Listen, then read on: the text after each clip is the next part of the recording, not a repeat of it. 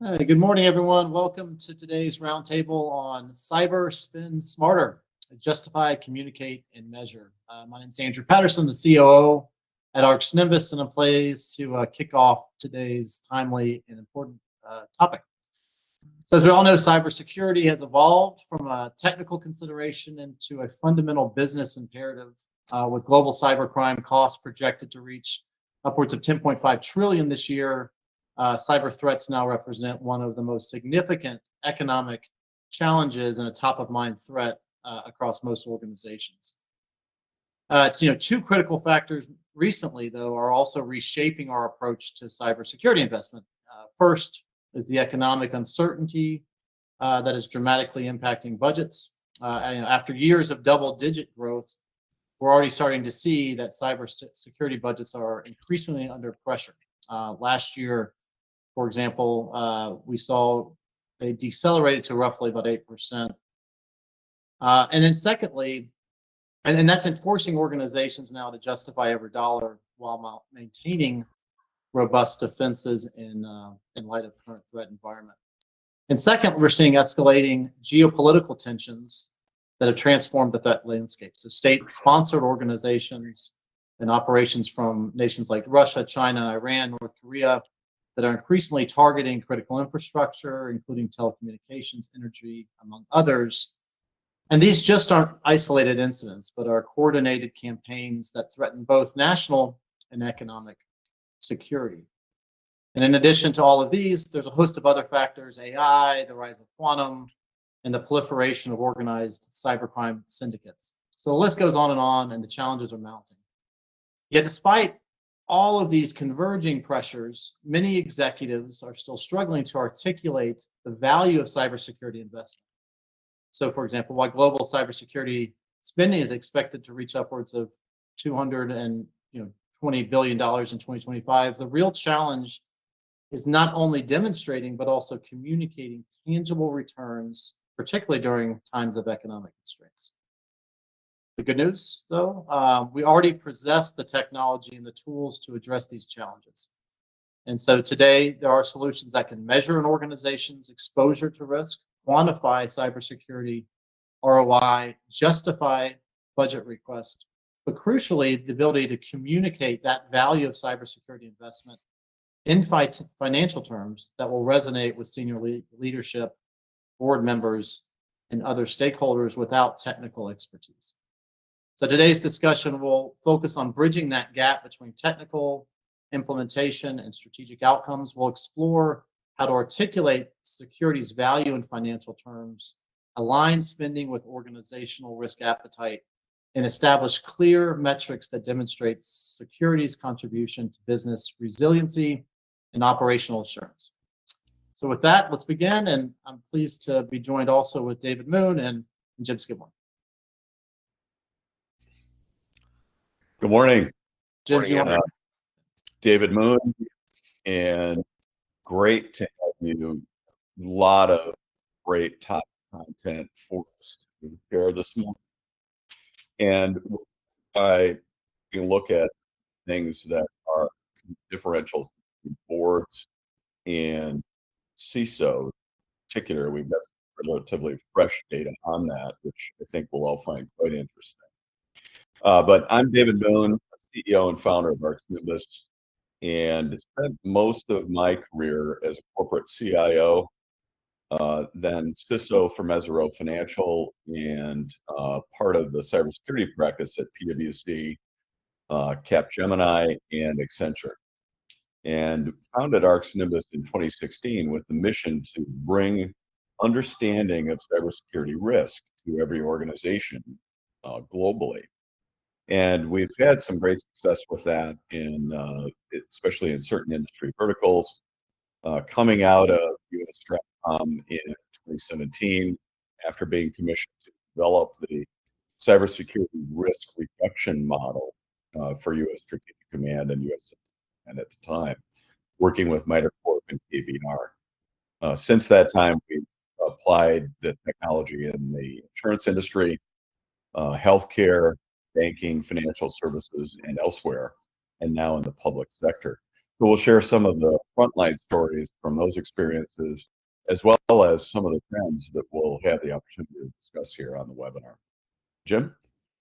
Yeah, good morning, everyone. I've spent the last 3 decades working with similar types of clients like David has. As a consultant advisor, I'm a InfraGard kind of lead role person. I also work with CISA advisory and a number of other different areas, but work a lot in the private sector, as David said, with folks who are wrestling with similar issues in terms of quantification, healthcare, telecommunications, financial services, insurance, a multitude of different vertical markets. So we are seeing similar things, I think, that Andrew brought up. A lot of people are, even if they're a NIST framework organization, or if they're a MITRE framework organization, the bottom line is everybody's asked to do more now with less. There are tools we have also at our disposal now that are optional, right? That could maybe bolster our posture or policy. So this discussion, I think, is really coming to a head this year because nobody is, generally looking at creating more operational expense or OPEX. It's not easy to get justification for CapEx because everybody has to show return on investment or how this will help us grow our business. So it's a perfect time to start talking about how certain posturing and maneuvering can help us really attribute cyber to business growth value, um, and the kinds of data that we'll need to look at other than the ways that we've been doing it in the past with standard T-scores and other, I don't want to say arcane, but the measures that we always used to take and this impacts, by the way, cyber insurance and a lot of other areas. So happy to be here and kind of chat about these topics with you guys. That's great. No, Jim, we hear a lot from clients which is do more with less, right? At a time where obviously more is being thrown out, the complexity, sophistication of the threat environment is escalating quickly. And then, as we mentioned, the economic pressures are compressing a lot. So everyone in the organization is going to be has their own priorities and chasing the same limited now and finite number of dollars. Yet, unlike other areas, not only is the threat environment increasing for those in cybersecurity, but they have one distinct disadvantage that we see often, which is everyone else in that boardroom can go in there with charts and stats and other things that are easily communicatable to non-technical audiences that clearly put as metrics financial returns. And that's a significant disadvantage, particularly in a high competitive environment with so much on the line. I mean, David, you've seen this now for many years as well. What quantification offers is kind of a game changer in this space. Well, I think for the cybersecurity professionals, we really have to understand that and get a perspective that, we have had a long period of time when cybersecurity budgets have not been under any kind of really serious scrutiny. In fact, many CISOs used to report, well, it's really just, I get what I need, it's rubber stamp. I go through, I've been in some of these board meetings myself. It's kind of an observer, advisor sort of thing. And I recall, a major financial institution where the CISO came through and said, I'm requesting another 30 million in our budget. And the board said, well, what are we getting for that? And as they should ask, they should well ask. But the answer from CISO was, and he kind of lit up actually like a kid in a candy store and said, well, we're going to get Splunk rules going from 200 to 340. We're going to get better situational awareness across the domain, and we're going to get endpoint behavioral analytics. He's like so excited to report this. The whole room was quiet. Everyone just, what is that? And some of them turned to each other and said, well, what did he just say?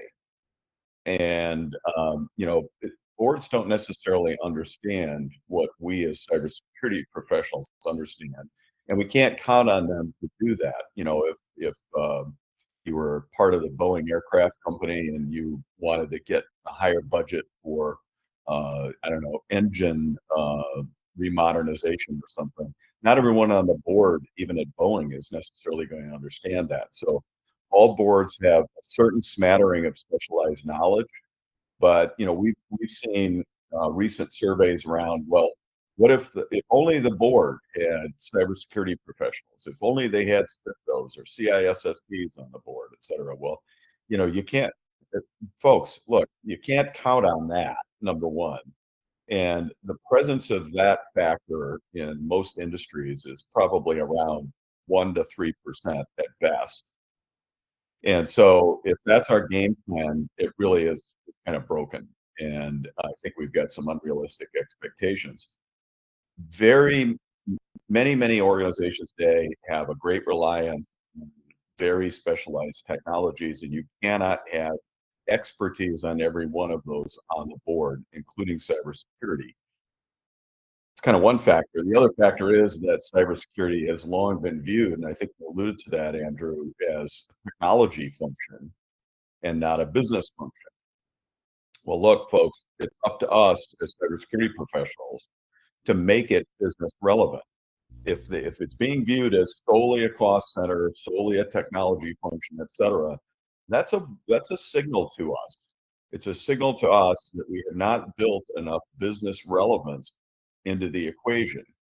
Now, if I was, I'll offer one more example and then turn it back over here, but if I was someone running a truck fleet in the organization, that may be a valuable function, but it's fairly specialized. It has to do with maintenance, breakdowns, repairs, GPS systems for mean time between failure kind of things, and so on. If I'm running the truck fleet at Amazon, that's a key factor in fulfilling the mission of the organization. It's pretty central to the mission. So I need to understand that, but I need to be able to put it in terms of numbers because not everyone on that board is going to be specialized in transportation, logistics, trucks, automotive technology, et cetera. And so it's really kind of a weak approach on our part to gain it gained by having that expertise populated on the board because it's simply not going to happen on most boards. And so we need to express things in financial terms. If I'm the CISO, I'm going to report my budget's under scrutiny. The person who was just in the room was the head of marketing for me. And by the way, we need to start from the assumption that no organization has unlimited capital resources to put at funding the various key functions in the organization, cybersecurity being one. So the capital appetite is not unlimited. Marketing reports, they've got numbers, they've got growth, what are the effects on revenue, et cetera, what is the kind of yield that we can expect from expanding an advertising campaign, a rebranding, a new product launch, all of the things that are part of their proposal that they're making. And right after us, the operations folks are presenting, and they're showing how their ability to scale is going to affect production, et cetera, et cetera. And it's all in numbers. We need to be able to step up as cybersecurity professionals and speak to the numbers as well, or we're going to get squashed, especially in a time of economic uncertainty. And so that's really what we're here about, what we wanted to talk about today. And sorry for the lengthy preamble there, but I'm really passionate about this. That this is one of the key things we need in order to advance the maturity of our profession in cybersecurity. And goodness knows we need to do that. Hey, I mean, Jim, you're on the front lines. Obviously, we have a lot of customer stories we can share about Yep. how this actually looks once it's implemented. But you're seeing day to day right now how some of the pressures that are compounding, kind of converging here, are impacting the ability of those on the front line to effectively defend, communicate, right, and measure the effectiveness of their programs. I'd be interested to hear kind of how you're seeing these challenges, not just anecdotal, right? We all know threats environments are increasing. We all know the headlines, all this stuff, but there is where rubber meets the road, and you are there all the time.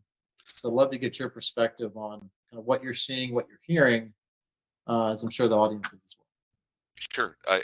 It's interesting. I think there's kind of a former attack surface view that we all have, and then there's a coming attack surface, right? Um, the way that we look at things now and a lot of the spending that occurs, if it can be tied to compliance, for example, it's a little more finite, or eradication of those resources. For example, if we can help people do attestation with all of their identities around an enterprise, get people to respond and automate that process, we can save them from collecting log events and from doing all kinds of things that have quantifiable costs associated. 10 people putting log events in a spreadsheet for 3 months, etc. And over the years, we've been able to automate a lot of these processes, but it's getting a little more complex now. If you're in a large organization or even a medium-sized organization, now what threat intelligence you collect at the endpoint matters, right? As we push it back to the tip or to what we call the SIM, and we try to interpret what we're getting so that we can organize our defenses better against what those perceived threats are. But people never have enough threat intelligence, right? They always need more because the adversaries are morphing, pivoting, changing.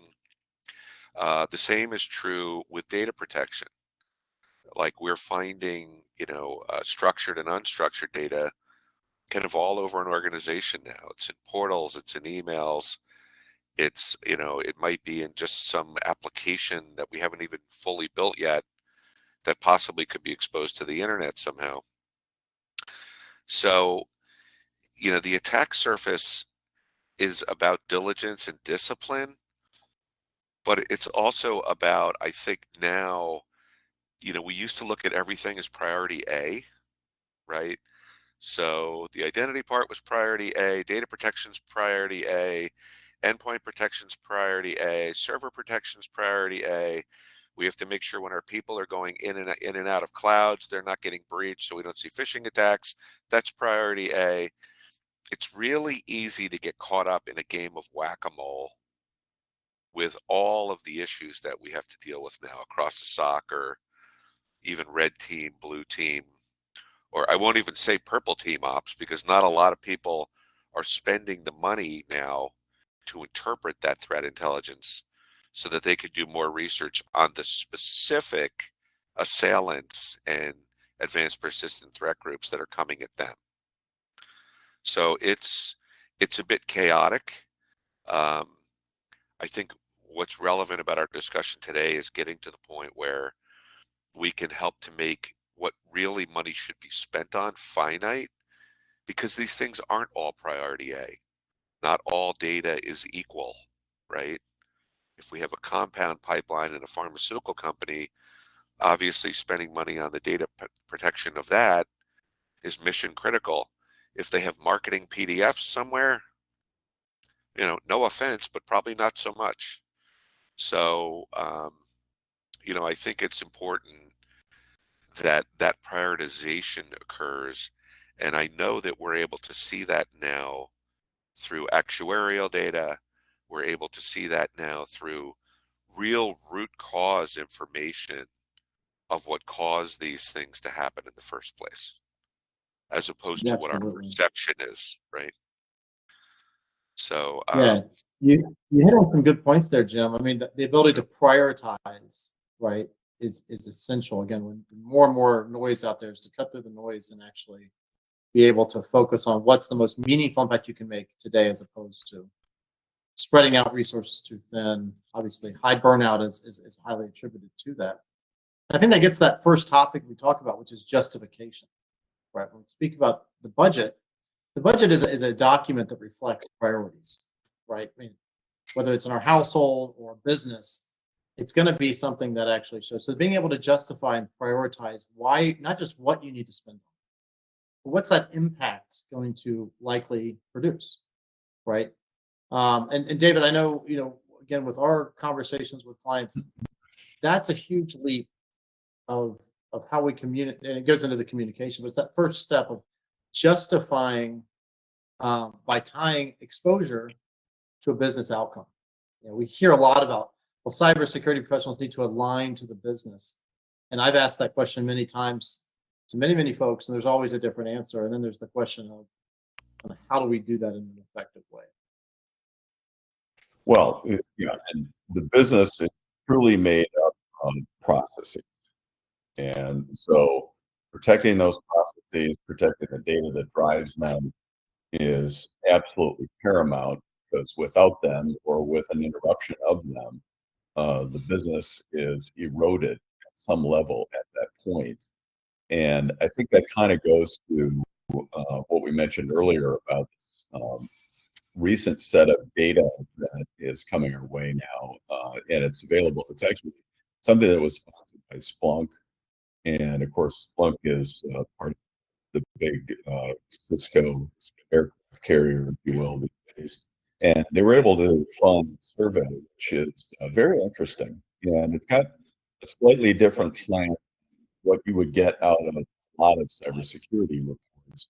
We're getting now the latest version of Kaizen DBIR, IBM data breach report, et cetera.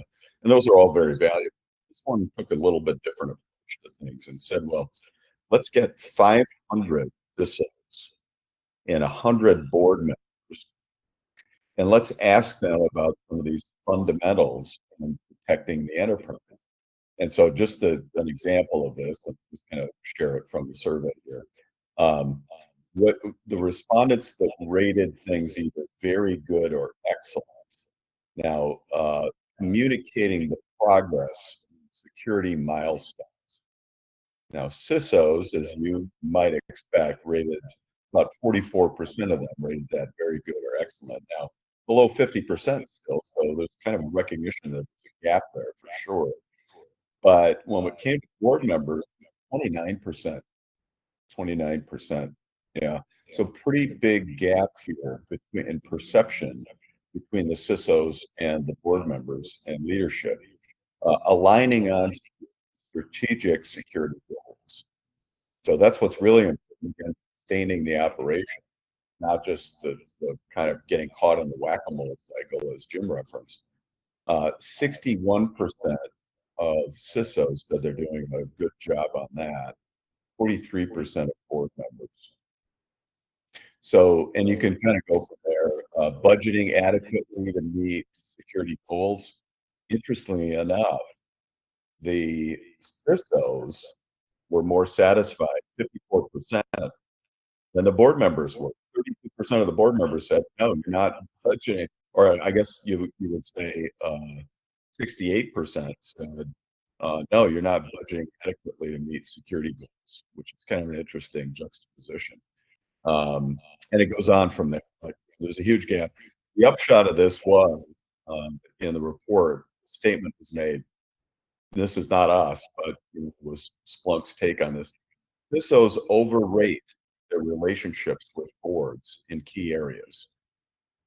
And it's never good to overrate the solidity of your relationship, because that's the foundation that all of your support for cybersecurity initiatives, budget, staffing, everything rests on top of. So this is really kind of the issue here. Now, it'd be interesting, and of course, they didn't do this, but to look at what are the other key leaders in the organization, and is there a difference in perception between themselves and the board on those as well? There may be, but it sure looks like cybersecurity is probably one of the biggest gaps in the organization. It is often treated as kind of a black box by leadership, and just, well, we'll get the right people running that. We know that we don't understand, but just to get the right people running it, and then we won't worry about it. It's kind of set and forget. And at some point, that was kind of adequate. And with the challenges of today, as we've been talking about here, that may not be any longer. So, lots of things to dive into from there. I mean, there's kind of an epidemic of tech debt out there. There's a tremendous amount of out-of-date software, even a lot of open source software that people are depending on for these critical business processes, and yet not even aware of the origins of the applications that are so critical to those business processes. And they have open source, they have various types of malware embedded in them, and they're not even aware. Like, traceability around that is very, very weak. And we've run into clients more frequently now that say, well, I really want to upgrade my applications, get up to proper patch levels, but you don't understand the OSs that they're sitting on, or the Apache web server version they're sitting on, whatever it is, just can't be upgraded. Why is that? Well, the hardware needs re. And you have this kind of cascading thing. Or as Jim and I were on a call recently, the phrase was used, turtles all the way down. And so all of the turtles need to be addressed before you can really modernize things. And that's a very unfortunate thing. So somebody's got to carry forward the message that, you know what, there's a capital step up that we've got to make here. Nobody's going to like it. It's got to get funded, but it's inevitable because you can't be running the healthcare organizations running Windows XP for goodness sakes. You just can't be running this stuff forever on into the future without consequences. Yeah, and to put a fine point on that, David, we recently worked with a client. All right, so let me back up 1 second to something Jim said. Right now, all the data now that was sparse, let's say 10 years ago, is available for us to understand what certain impacts will be, as well as the relationship between certain threats and vulnerabilities, to accurately portray, based on a lot of historical losses, what is the exposure the organization's facing based on their current control configuration, how much have they taken off the board, and how much is remaining. We also, because of guidance like NIST and MITRE and others, are able then to look at a control levels, how much of each one of those deficiencies, the gaps that they currently have at the current control status versus an improved status, what kind of risk is that relating to the organization's total exposure. So we start there and we're able to model out that risk, right, and prioritize risk based on its largest impact to business operations, operational resiliency and assurance, right? That's how we start to justify, right? Where are the biggest gains to be made from a risk exposure, reducing that risk exposure perspective? And so, when we worked with clients recently on the tech debt issue, what we were able to show them was that there is a cost attached to either inaction or action. And it was by putting it into financial terms and showing what that exposure was and how it was limiting their ability to safely, securely, and reliably expand certain operations that they wanted to for growth reasons. They were able to start to make actual trade-off discussions. We need to make investments that we thought we could just get by with, leaving in kind of a Band-Aid mode, in order to achieve certain states that our organization's looking to achieve. And so we talk about aligning to business, that ability to show what's really exposed, what's that going to cost the organization if a breach or an attack occurs. What is the incremental improvements by taking certain actions at a controls level? But also, what are hindrance or headwinds that are created by holding on to tech debt and leaving it for other down the road, kicking the cans. And so again, flushing that out and putting it into metrics that all people within the organization, particularly those that are controlling the purse, can understand in terms of trade-offs, and marrying the strategic and the tactical is really, really the advantage that cyber quantification is able to provide. And so, we were able to, again, with the client, to show them that, and within 6 months of the results, the CFO and the board allocated about, several $1 million to address that tech debt over a 2-year period. And they saw the actual need to address both tech debt, but also were able to justify additional needs, both in terms of human capital. Obviously, talent shortages and talent gaps are huge on everyone's mind in light of the threat environment, but also in terms of solutions, the ability to evaluate those risk reductions and uplift potentials. But overall, being able to prioritize and then justify where do we need to be spending money to reduce, which should be the overall goal of everyone on this call, the probability of a material impact to the organization.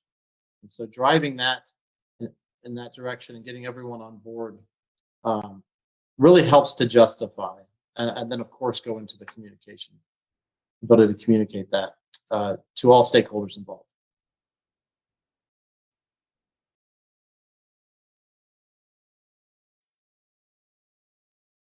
So Jim, I mean, on your thoughts on the ability to communicate and the importance of that right now, and then also to be able to do appropriate measurements over time with the clients you're seeing, how does that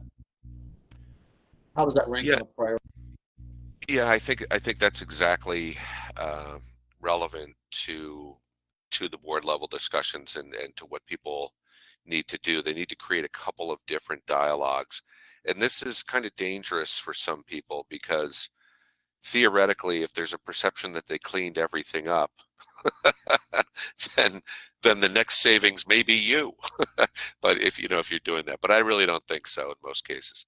The net is this: if we have that kind of information and we can go into a meeting and say, based on this information, here's the plan we've put together, and some of it, and this is kind of the stuff we do, kind of help to decide what the remedial activities are. And also, if we're able to show using that data the progress that's been made over the course of time and use it as a measuring stick, then everything works for everybody and people get the dollars they need. As you mentioned earlier, it's difficult for people to kind of get to that point. But if we were to come back and say, everything is, like to the earlier point, everything's not equal. Here's kind of the tech debt that we do have. Here are steps we're taking, and here's our goal time frame to have the impactful change of that spend and reallocate the funds toward this, or garner more funds toward this, then it all the problems are solved, right? But getting to that finite discussion around what is our actual risk exposure, do we all agree, is really step one. Yeah, And you put a level very playing few, field, right? yeah, very few people are able to do that. I was on a advisory board of a really large cyber tools company, and one of the CISOs of a major rating service, or one of the big three credit bureaus was on there with me, and he was basically saying, we're getting this thing down to the point where we've quantified all these metrics, but if we don't do these three things, I'm leaving, right, in the next 3 or 4 months, because I really think I'm going to be at risk and will be at risk. And so, sure enough, he was. So he actually bailed, and then I think it was probably 5 or 6 months later, the worst happened, and he could see the spend and was willing to bet his career on the fact that he didn't want to be caught up in the spokes when it all broke loose. So Wow. yeah, so that's really that level of dialogue for people, when they can get there, not only helps to provide the path forward from an investment perspective, but it also enables me to reach out, or anyone to reach out and say, here are the steps we need to enhance compliance. Here are the steps we need along our, even development process with, DevSecOps, with, data administrators, with all kinds of folks. And I think if you take this plan and you look at it from a unified perspective, the problems are much easier solved than if we're in stovepipes too, right? Yeah. The technology, risk, and compliance areas really need to present as one pillar. And that data helps kind of that whole thing to happen. So. Yeah, and what's really exciting about this is when you start to see the blinders come off, because there's so many organizations that quite literally convince themselves that they can't get a handle on these risks, that either they can't properly measure them or they can't properly mitigate them. And so they're just simply going to fall victim to threats that are out there. And that, of course, that sense of resignation is something that we've got to get past. And in every aspect of society where there's risk, we ultimately do get past it. And things like transportation risk and supply chain risk and so on used to be intractable issues that we thought we couldn't solve for, medical risk, et cetera. And progressively over time, with the right metrics, the right data, the right kind of adjustments, look for, as an example, one that I'm sure we're all familiar with, and that is the FAA and the way that airline safety in this country particularly has been analyzed, boxes are analyzed, every minutia of detail in an aircraft incident of any type is analyzed and evaluated, and that learning is pumped back into the system to recalibrate all the way back to aircraft manufacturer, pilot operations, air traffic control, procedures, et cetera, are continuously adjusted to bring greater and greater risk reduction to the picture.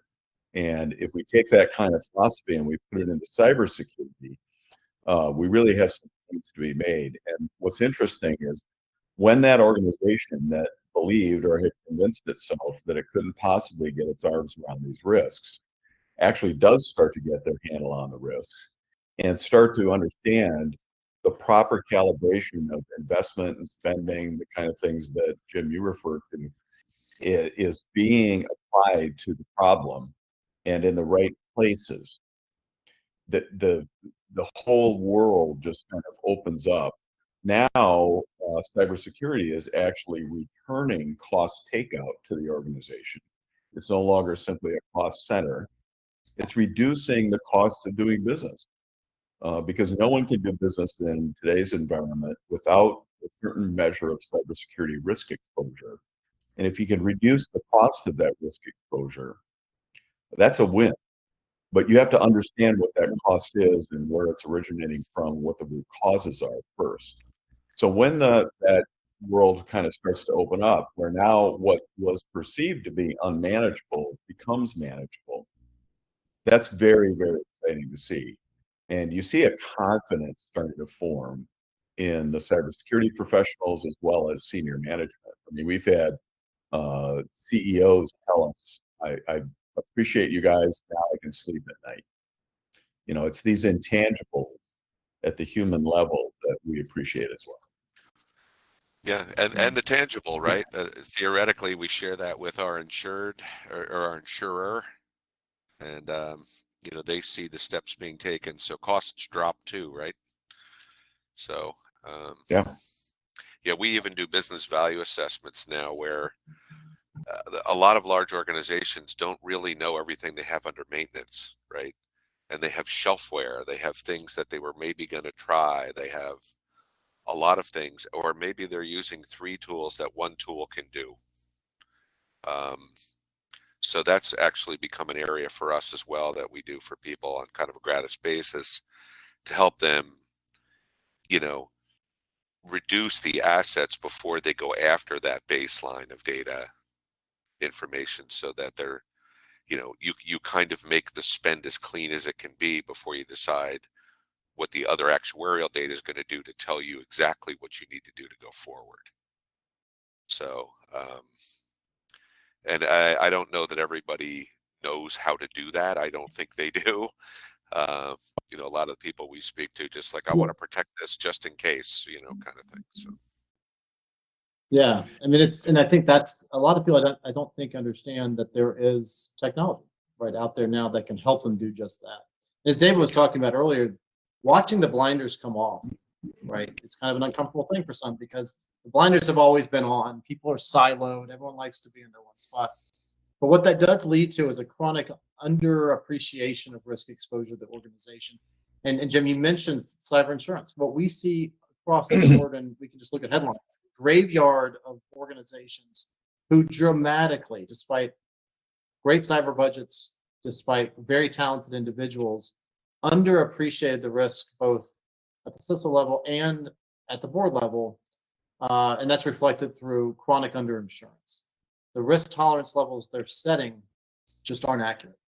And so we see major, major losses that were never anticipated, ever planned for, and they just weren't aware. And so when we think back to that justify component of this discussion, you know, the visibility that quantifying this risk is able to provide, right, aligned to a business result or potential loss, right, allows people again to prioritize. It allows that feeds in to that communication to identify the gaps that they currently have, to be able to prioritize, and then to be able to communicate in a way that everyone across the organization is going to be able to understand.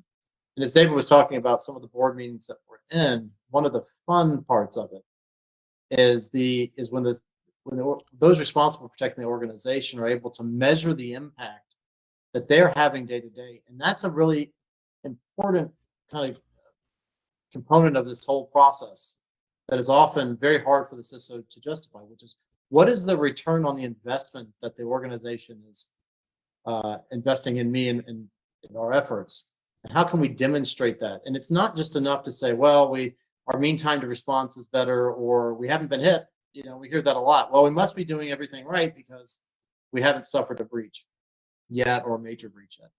And the reality is that doesn't actually demonstrate performance, right?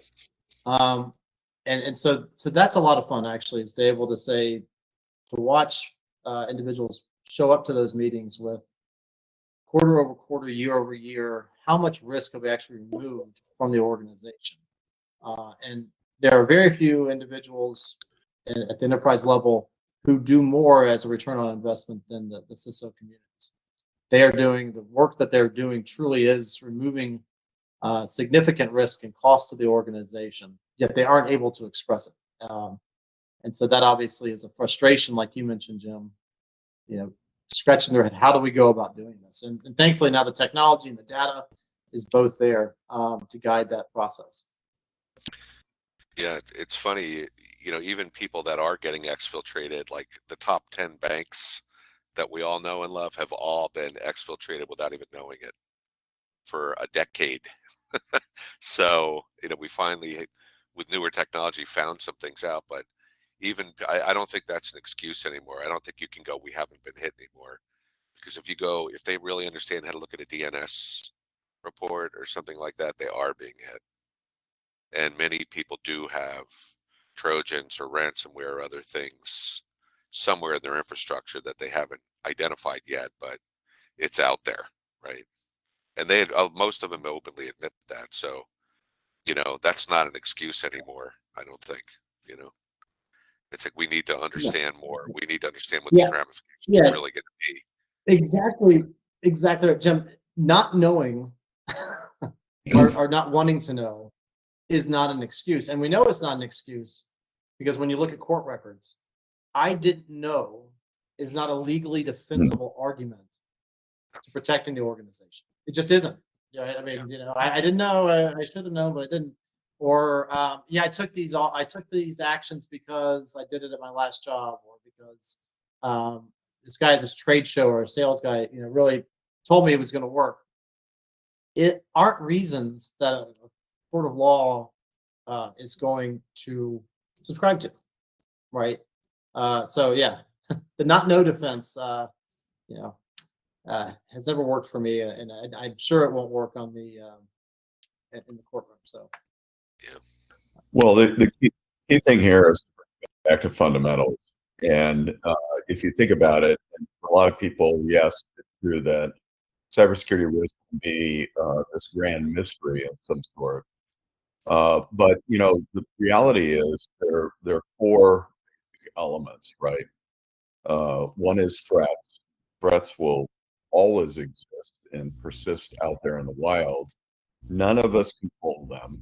They will continue to get more sophisticated and more potent over time. And then we have vulnerability. Now, that's something we do have more control over, but we can acquire capabilities that can help to reduce vulnerabilities. And so that dynamic is very important, and that's been where most cybersecurity professionals live. But then it's really the combination, and this is the part that's been so woefully misunderstood. The combination of threats and vulnerabilities, when they interact together, is what produces risk and produces ultimately an event, monetary loss, consequence. So very few, we found out, organizations understand what vulnerabilities they have and what threats that exposes them to. So we have done a lot of work on what now is a library of 47,000 potential combinations of threats and vulnerabilities according to NIST taxonomies and other structures. And being able to see, look, if I understand what vulnerabilities I have, I can understand what threats I'm exposed to now and into the future. Therefore, if I can shut down certain vulnerabilities, I can shut down my exposure to the associated threats. And at a basic level, it's no different from if I have a vulnerability in front of my place, called a plate glass window, and somebody comes up with it may be perfectly fine, perfectly secure. Someone shows up with a brick in their hand, all of a sudden I have a threat that does relate to that specific vulnerability. So it's understanding these dynamics. And unfortunately, it's going to be done at a fairly detailed level. But that allows us to now start to approach something called probability. And this is kind of last territory to be explored by most organizations, and one that they know the least about, unfortunately, and it's sad to see. But once we understand probability, because we know how these threats have actualized elsewhere, there are plenty of very good data sets now available on what actual losses occurred, of what magnitude, in which industries, and through what types of threat vectors and so on. And so knitting all of this together, we've found over the years, allows a proper picture of these things to be developed. So now if you understand what are my financials, how big am I, what's my enterprise value, and how much revenue, how many employees, et cetera, and I understand what industry I'm in, and I see what exposures others have, and then I take my own vulnerabilities and I play them out against those kind of dynamics, I can really start to get a proper picture of things. And it's kind of why the technology has been used to now underwrite insurance policies around 30% of the S&P 500 companies. And, it's great that we can make those strides, and now in confidence on the part of the enterprise that I'm putting my efforts in the right places where the risk exposures are the greatest, therefore the highest payoff. And that's a lot better than randomizing solutions across the landscape and hoping that I've sealed up enough of the gaps that I'm going to be protected now. It's just a different way to approach things. Yeah. It's rare for somebody to say, I understand now there are a finite amount of things that can happen to me. Right? Right, Because right. for so long, everybody's going, I don't know where it's coming from. We're going to get attacked in OT, IoT. Our attack surfaces are so wide. We have so much stuff everywhere. But that, having that data, to be able to reduce that probability outlook is, I think, really valuable. I mean, it really is. It doesn't matter sometimes, what else you focus on. It really matters, you know, um, that it's only your top 5 or 6 priorities. So, uh, yeah, it looks like we have a question popping up here. Okay. Yeah, it looks like, yeah, should cyber insurance be part of the cyber budget or, Oh, G&A, broader general administrative. yeah, yeah. Yeah. Yeah, so that's a good one. I mean, I guess just to tee that off, we find time and again that the CISO is rarely involved in the discussion around cyber insurance. Should we have it? What kind of levels should we have? What are the limit of liability on that policy? Should be multiple policies, multiple carriers, et cetera. This often ends up as a board decision or a treasury decision. But I guess what do we think about that, guys? I mean, is it something that should be in the wheelhouse of the CISO, or should they be at least weighing in on this sort of thing? Yeah, there's usually collaboration we find from CFO's office or something where they'll come back and say, "Can you answer these questions?" as we're responding. But again, that should be a more collaborative effort, right, among the parties. I think it should really be more broad G&A with the knowledge that it's going to change every year, right? Yeah. And the goal is hopefully, even though the rating factor may take it down statistically, because if you're getting better and self-healing and your T-score is ever better, theoretically it should go down. But we also know prices go up, at Yeah. consumer price index or whatever. So that's, probably a G&A though, but it needs to be accounted for as a standard. It is a foundational block within the organization, in my opinion. Yeah, and it's worth saying too that there's another question coming before we leave the insurance one, that it's worth saying that we're seeing underwriters now that take the position that, look, if you can show that you've done proper risk analysis and you really are going to have a handle on, especially a risk-centric or ISO-centric kind of standards-based evaluation of your risks, you have a program that is pointing the security resource towards the places where those risks are the greatest, that they will in fact commit to a reduction in premium, extension of additional insurance or additional coverage, additional features, that sort of thing.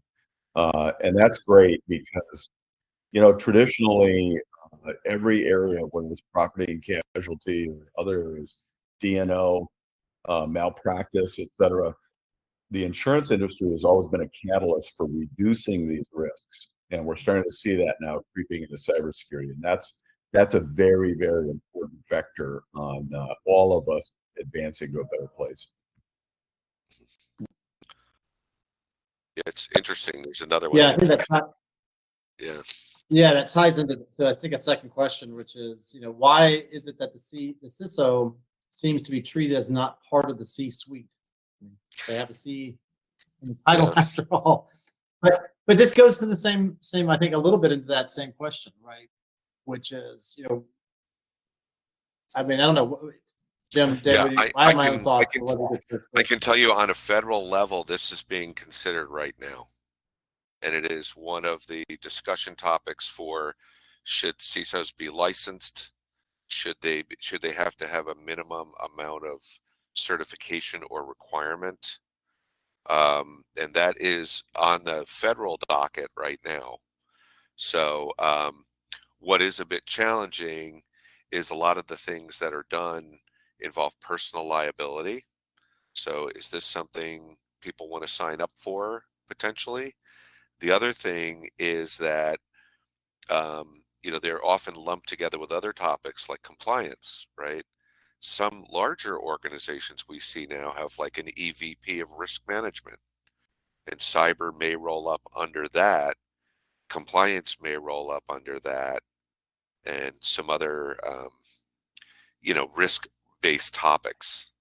So in mid-sized companies, we find the security folks often roll up under a CIO, which may be a little bit of a challenge there because, it's hard to govern somebody that's over you when they decide to make, a decision to maybe do something that you don't agree with or think is safest for the organization. And it sounds difficult to say, but we actually do see it. Like this is a thing. Um, you know, that collaboration is important. And also it's good to have that data set that can come back and help you deliberate between what that outcome should look like, right? It shouldn't be about two people's opinions. It should be about, here's the standard and here's the right way to go ahead.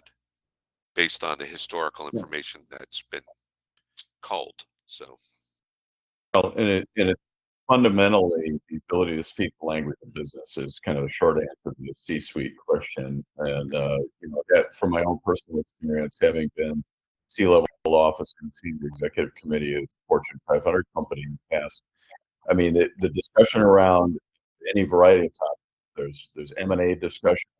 There's key hire discussion. There's you know, should we expand the Latin American market? Should we? A variety of things.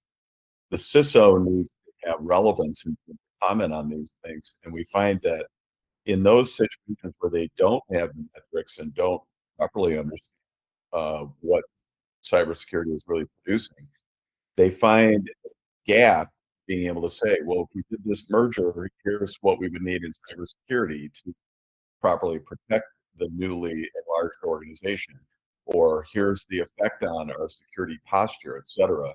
Being able to speak to those things is what's really important in those C-level discussions because they're strategic. That's the place where strategy is formulated. And that as a CISO, you can be a strategy maker and participate fully in those, or you could be a strategy taker, which is unfortunately where most CISOs have found themselves. Now is the opportunity to step up and really be a participant in that. And then I think David, I think that's a great. Oh, sorry. Yeah, just one last question. I know time's running time. short here. The question on SMBs.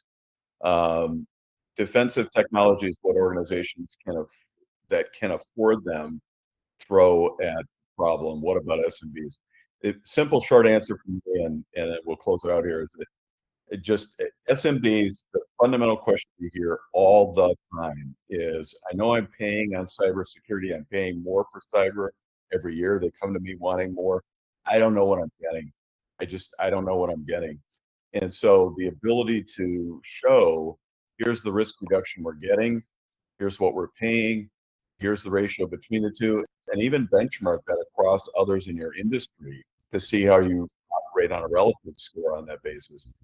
That gives SMBs and SMB leadership, many of which can be even closely held or family-owned companies, the confidence to invest that if I put a nickel into marketing, I'm going to get this. If I put a nickel into cybersecurity, I'm going to get that. And now they're on an even basis where they can make key business decisions. That we found is a real key factor in SMBs. yeah, well, that's why they get hammered. They really do. I mean,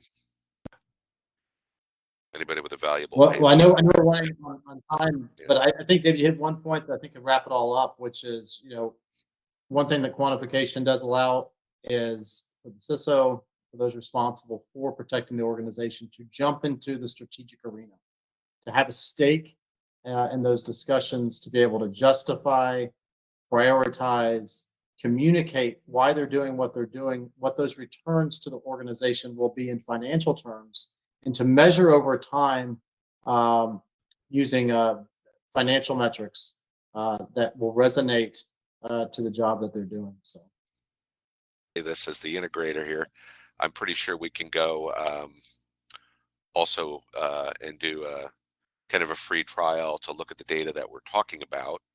Correct me if I'm wrong, so that we can kind of show you what we're exactly talking about and how to reduce risk and enhance that communication with senior leadership. Yeah, and understanding that will really advance further. So we're keen to work with anyone who's ready to marshal that effort in their organization. All right, sounds great. thank you, everyone. All right, thanks everyone. All right.